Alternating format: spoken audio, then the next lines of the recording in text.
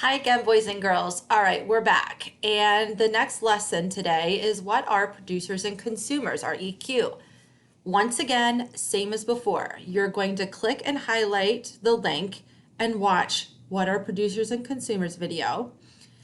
Then you're going to come back to the seesaw and you're going to highlight Amelia Bedelia Means Business link.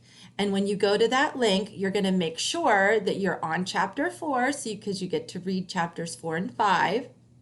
Once you are done with chapter 5, press pause so that you can go to page 8 and complete this activity.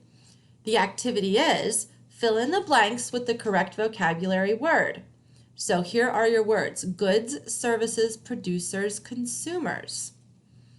Then down here we have Pete's Diner.